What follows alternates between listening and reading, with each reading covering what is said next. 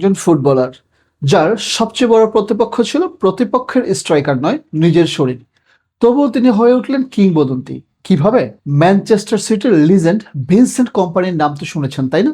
মাঠে তিনি ছিলেন এক দুর্বেদ্য প্রাচীর, কিন্তু জানেন কি, তার পেছনের গল্পটা শুনলে আপনার চোখেও হয়তোবা পানি চলে আসবে। ছোটবেলা থেকেই তিনি সংগ্রামের গল্প দেখে বড় হয়েছেন। তার বাবা কঙ্গো থেকে রাজনৈতিক আশ্রয় নিয়ে বেলজিয়ামের নতুন জীবন শুরু করেছিলেন। সেই সংগ্রামের মানসিকতাই ছোটবেলা থেকে কোম্পানিকে গড়ে তুলেছিল।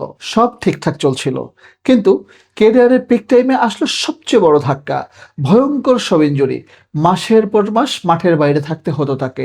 অসহ্য শারীরিক আর মানসিক যন্ত্রণা। সবাই ভেবেছিল কোম্পানির ক্যারিয়ার মনে হয় এখানেই শেষ, কিন্তু আমাদের এই হিরোকে এত সহজে হার মানার পাত্র একদমই না। ইনজুরির ওই বিষণ্ণ সময়টা হতাশ হয়ে বসে না থেকে তিনি শুরু করলেন নতুন এক মিশন। রিহ্যাবের সময় তিনি এলিয়েন্স ম্যানচেস্টার বিজনেস স্কুল এর এক্সিকিউটিভ এডুকেশন প্রোগ্রামে অংশ নিয়ে ব্যবসা ও নেতৃত্ব সম্পর্কে নিজেকে আরো সমৃদ্ধ করলেন। ভাবা যায়, একজন টপ ক্লাস ফুটবলার হয়েও তিনি জানতেন সাফল্য চিরস্থায়ী নয়। তাই চূড়ায় বসেই নিজের প্ল্যান বি রেডি করেছেন। আর হ্যাঁ, অভাবনীয় সাফল্যের পরও তিনি নিজের শেকড় ভোলেননি। ম্যানচেস্টারের রাস্তায় যে গৃহহীন মানুষগুলো শীতে কষ্ট পাচ্ছিল, তাদের জন্য নিজের বিদায়ী ম্যাচকে কেন্দ্র করে তিনি ট্রাকেল ফর এফসি এর উদ্যোগের মাধ্যমে ম্যানচেস্টারের গৃহহীন মানুষগুলোর জন্য উল্লেখযোগ্য তহবিল সংগ্রহ করেছিলেন। কোম্পানির এই গল্প আমাদের কি শেখায় জানেন? খারাপ সময় মানেই সব শেষ নয়, বরং সেটা নতুনভাবে নিজেকে গোছানোর সেরা সুযোগ। আপনার জীবনের বাধাকেও আজ থেকেই শক্তিতে পরিণত করুন। গল্পটা মন ছুঁয়ে গেলে একটা লাইক দিন আর